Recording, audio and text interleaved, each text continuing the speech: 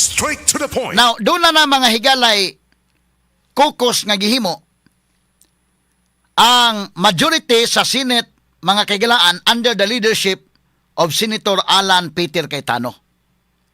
Doon na nato sila mahigalay mga chairmanship sa ilang mga komitiba nga ilang gidumala. Siyempre katong dito sa minority, mawad-an tog mga komitiba silang uban. Kaya magbuot mahigala ang majority naman. Usa sa pinaka-importante nga komitiba mga kaigalaan, labi na karon mga panahon na nga ni ata mga higala sa init nga mga issues, mao ang Senate Blue Ribbon Committee. Straight to the point. Unsa may effect ani? Kini man gud mga higala mo sugot tag sa dili. Sa ato nang gika-explicar, kung wa pa ang change of leadership ang mutimon sa impeachment trial, kini konektado gyapon sa impeachment trial. Real talk lang ta ha. Di sa magkain ng ato pang hapu-hapo ng mga tao nga kon Ako just DYHP tagaan ta mo klaro-klaro nga analysis diri nga real talk yun. Mo na nga purebuyag bay ubay mahigalay ni salig sa tong sibianan og naminaw. Klaro-klaro lang ba? Kini gud mga higalang impeachment. Dako ning hisgutanan ron. Pag change og leadership din ha mahigala dako ning epekto. Kay kung si Soto pa maoy presiding officer, medyo maalanganin gamay kini man sa abogado, unya nabutang man ni mga kagilaan gyud nga kuan. Siguro indayken kung nga sa minority ang abogado na nabilin si kuan naman lang, Kiko Pangilinan. Pwede pod si Kiko na lang sa panalitan ba? Ako mo pabor na lang ko kay kinahanglan man tag presiding officer ani nga at least abogado kay kuan man gud ni kinini ang sila mahimo man manghigalang senator judges. Dili man ni mga kaigsuonan na legislative work mga kaigalaan purely legislation. Kung panalitan mailog ang leadership, kay na ma-impeachment god. Ang pag-ruling anak mahigala sa mga objections sa o manaron. So at least kinini ang amo preside lawyer ma okay ko ana. Bisa panalitan mailog panalitan sa minority may las Kiko lang ibutang. Wa may laing abogado speakers Kiko Pangilinan naman. Di ba indekin? Kay the speakers upat ka abogado. Duha ka Cayetano, si Marcolita, Escudero. So upat. Ang sa pikas, si Kiko ra. Kay kung dili man mga lawyers, wala tayo ingon nga kuan ha, pero naman ko yung mga technicalities sad, labi na sa rules on evidence, o guban pa may nga kuan. Mayo, sa unang impeachment ni Irap, ang presiding official adto si Junjun Davide, Chief Justice, ang former Chief Justice sa Supreme Court. So okay kayo. Siya mooy presiding officer. Unya president man mo'y under sa kinini ang under trial.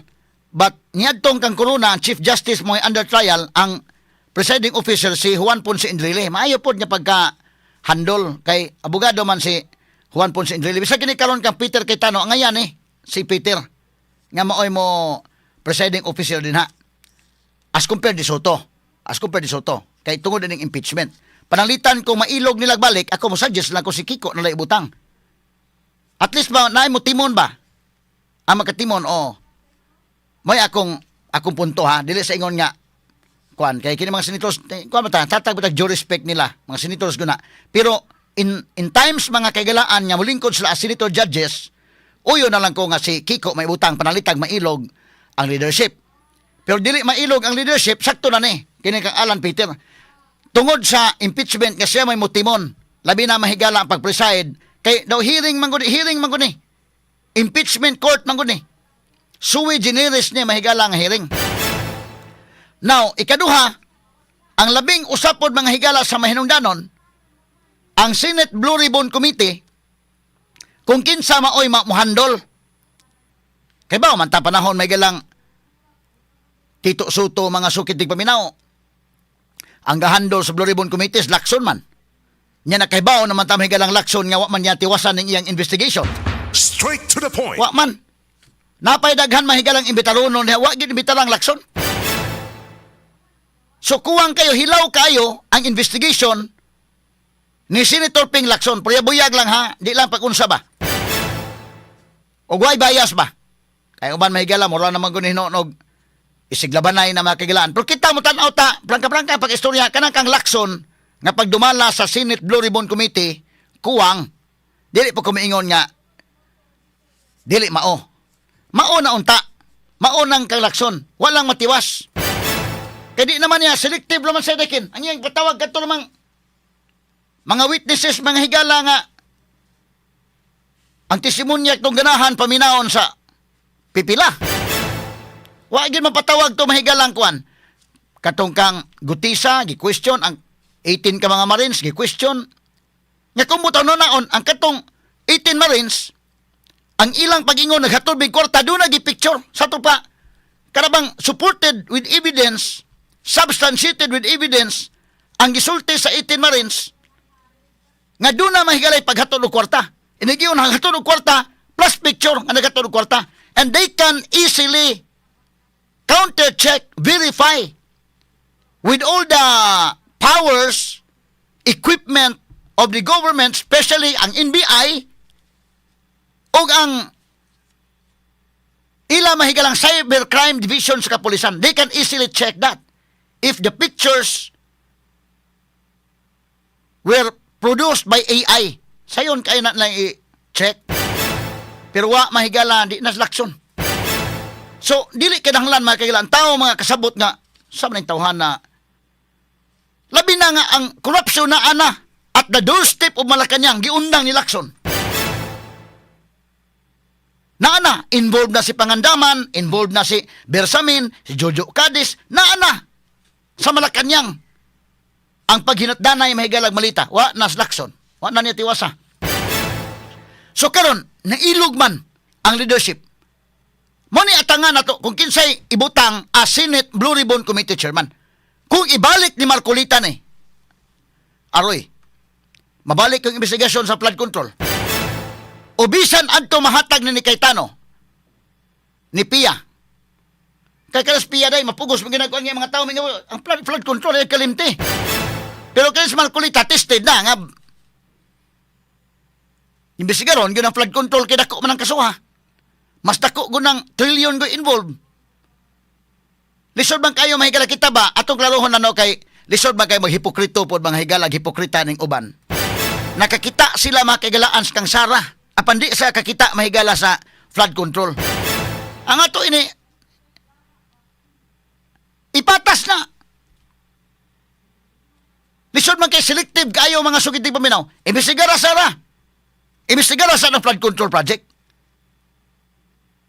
So, makuha og balik mahigala sa minority, ang mahitabo na wa na investigasyon sa flood control project. Pero karon nga naa nila ni Cayetano, ni sa grupo ni Cayetano, malagmit, kung matudlo si Marcolita or si Cayetano Pia, or kinsa ilang ibutang diha as chairman sa Senate Blue Ribbon Committee, na ma-pressure gina angay padayon itong flood control project, kay mo gusto mahibawaan sa mga tao sana. Straight to the point. Daghan ko'y namatay mahigala sa bagyong Tino. Daghan ko'y namatay ning baha-baha. Dako kung problema na to ning baha. Daghan ang affected mahigala. Mas relatable sa masa ang issue mahigala sa grabing baha. Nga gusto na lang mga kagilaan sa uban. Na uban mahigala nga magpaka kunuhay mga Diyos noon mo nang suko sila sa korupsyon ni Sara. Pero ilang gipiyong ang ilang mata sa korupsyon mga kagilaan sa flood control. Straight to the point. Ipatas na lang. Ipatas na lang, og nanawagan ng uban mahigala nga, imbestigaron ko no si Sara mo ni mauna, dili ba na usa ka dakong hipokrito nga di ka manawagan sa investigasyon sa flood control? Straight to the point. O na mahigala ka lang, klaro ba lang? So karon, kung mahatag ni ngadto ni Marcolita or ni Pia, balik ang investigation sa flood control scandal. Muna nga kini karon, klaro lang ha, ang leadership ni Alan Peter Cayetano gaungaw na. Anytime pwede na gipaning kamutan gyud na ang duhagod kabuok nga ni abstain sa to pa ni neutral. Si JBL Sito og si Mig Subili nang neutral sila. Wa sila mobutar kang Soto, wa sila mobutar kang Alan Peter Cayetano, kunuhay neutral sila. Karon gibira nagbalik nila miingon na di ana, nibalik na sa minority. Gipangutana may gala si Mig Subiri, ng Mig Subiri, namataan ako.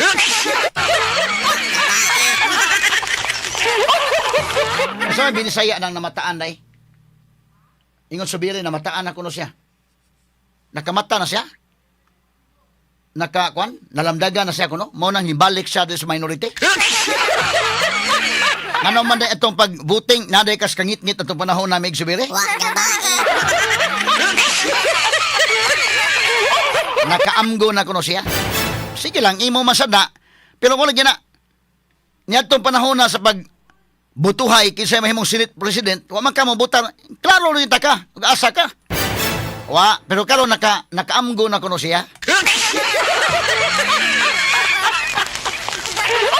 Natauhan, no? Natauhan ang iyang giingon. So kanang natauhan ang ato ng Bisaya day nakaamgo.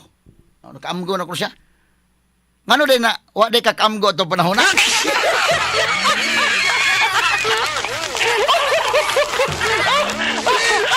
Mapod may gala sa JBRC to. So nabalik na 11. So very slim majority ang kang Cayetano. Kay 3 sila man. Nyawa na labas ba to? So nabutang ni karong 12-11. Pero kinahanglan mag 13 gyud ka senators. Ang magic number is 13 man para makuha nila ang leadership sa Senate. Kinahanglan makabira pod og lain pagyod nga duha. So kanang uban istorya mga higala, sagon lang lang istorya ko niya na way ayo ang leadership ni Cayetano, na daot ang integrity sa Senate, mo ni mauna. Pwede gyapon nga na ay katarungan pero ang target mga kaigalan nga kung mailog ang leadership, sila may mo control o sila may mo hatag og direksyon og timon mga higala sa paghimuon nga impeachment trial. Ikaduha, ang Senate Blue Ribbon Committee crucial kayo. Kay of course, mahigalag mabalik ning Tito Soto panalitan ang leadership or dili si Tito Soto kinsabay butang dinha.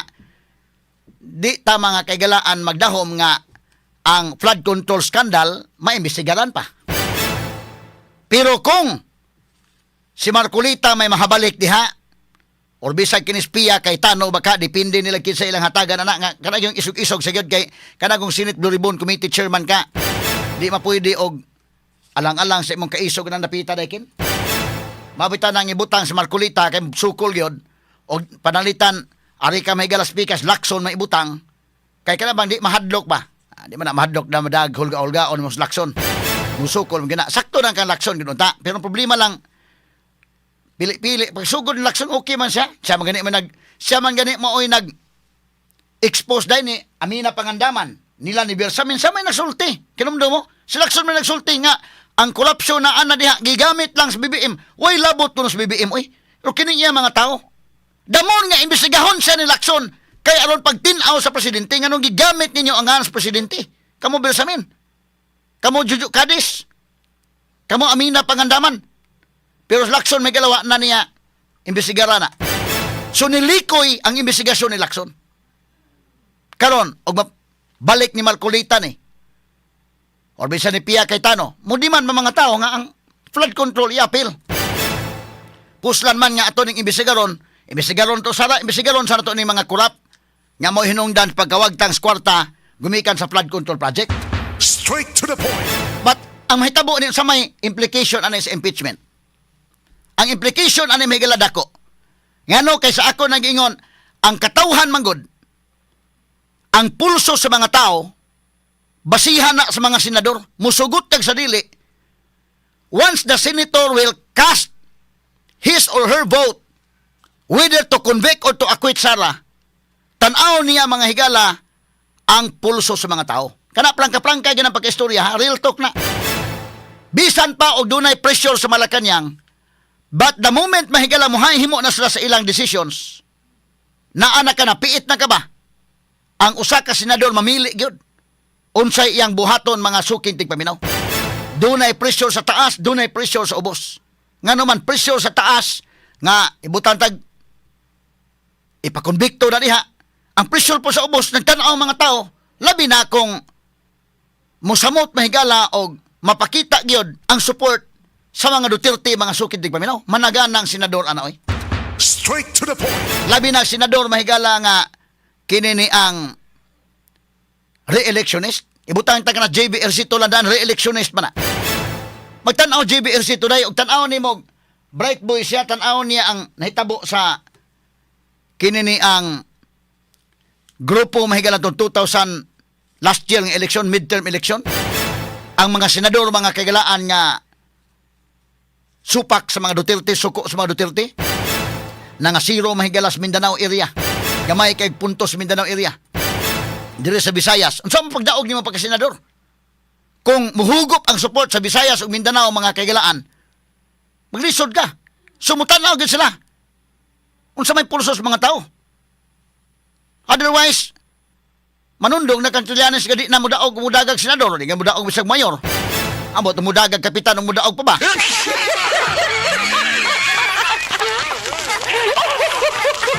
Kaplang-kaplang ng pag-istorya, ha? So, ang mahitabo niya na, mga kagalaan, inighiring ang mga tao tanaw na kay doon na may lain-lain nga mahitabo sa hearing. Kung panalitan ang ebidensya sa prosecution, ligon yun. Ang uban mahigala mo shift ang simpatya sa mga tao. Di man likayan, doon na mga Duterte, mga higalang mga ligon yung Duterte. Bisag kung sa'yo mahitabo, Duterte.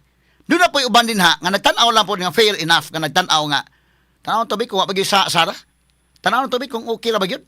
Inigawas sa mga ebidensya masagang, okay lang din Sara, pero igawas sa mga ebidensya dili kayang sagngon, na yung uban na maingon niya, di nalanta, biya tang hinahinay ni Sara. Kung mahitabo na sa to pa ang support, mo hinahinay ka, wag tang. Kung mo hinahinay, wag tang dakong factor na sa senator judge. Kaya di man ni mga ordinaryong, di man ni mahigala mga judge god nga naa sa regular court, nga dili mga higala politiko. Kining judge ka nga politiko, lahi ka na kaayo mga sukit di paminaw. Muna dako kayong kalainan. Sumutanaw sila. Nya unsa may mahitabo pananglitan indekin. Kung mabalik ni Marcolita ang Senate Blue Ribbon Committee, unya magsige mahigalang impeachment ni Sara, ibutang ta lang. Bisa lagi mo ka nga MWF mag-impeachment ni Sara day. Monday, Wednesday og Friday impeachment ni Sara, but Tuesday ug Thursday flood control project. Flood control scandal, imbestigar pod. Adto man tugpang Marcos. Ang flood control scandal. Diring Martin Romualdez o kato mga congressmen. Di, kaniha, prangka pag-istorya, klaro-klaro lang yun. Ang mga tao, madiluted ang iyang focus. Kani klaro niya. Lahi man mga higala kung pananglitan, dili na imbestigaron, makuha nila balik ang leadership sa Senate. Unya, kalimta na ang flood control project, so focus na tanan sa impeachment ni Sara. Ang tanang mata nakatutok sa impeachment ni Sara. Dili ma-disturb ang mga tao, dili mabahin ang ilang hunahuna, may labot sa korupsyon. Dakumbutang na. Kalimtan ang flood control, malimot ang mga tao, malingaw na, focus na. Nga sa impeachment ni Sara. Pero, karon nga naa na mga higalang leadership ni Cayetano, o di pa nila mailog o balik, mahatag ni Marcolita, nagsugod ni Marcolita, mahigala ron og Marcolita or Pia. Ambot, usa ka isog ni Pia Cayetano, day? Tagan to benefits of the doubt. Unsa ka isog. Nag-imbestigar, ana, mag-impeachment tag Lunes. Suko ang mga taong Sara. Pag-impeachment og Marte, ang pag-investigate sa Martes, flood control ang imbestigaron. Suko sa Marcos. Suko sa mga congressmen. Mingon na mga tao na dili maayo. Ilalang kong giinitan Sara, pero di man po yung mga kwanday, daghaman na yung mga buaya, giday. Mura man yung congressman like crocodile farm.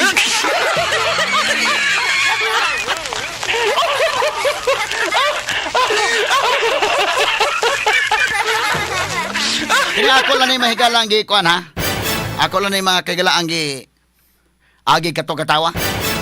Manay, klaro-klaro, mabahin ba ang unahuna sa katawhan? Once magsugod ng impeachment trial niya, dili mailog ang leadership sa Senate, niya mag-imbestigar sa flood control, mabahin ang mga tao. Bisat pag imo inon, sad-an Sara, niya, di mo po sad-an sa flood control. Dako kayong epekto mga sukintig paminaw. Whereas, kung makuha nagbalik ang Senate leadership niya, kalimta na, wa na imbestigar, murag nawa na ang flood control. So focus na tanang Sara,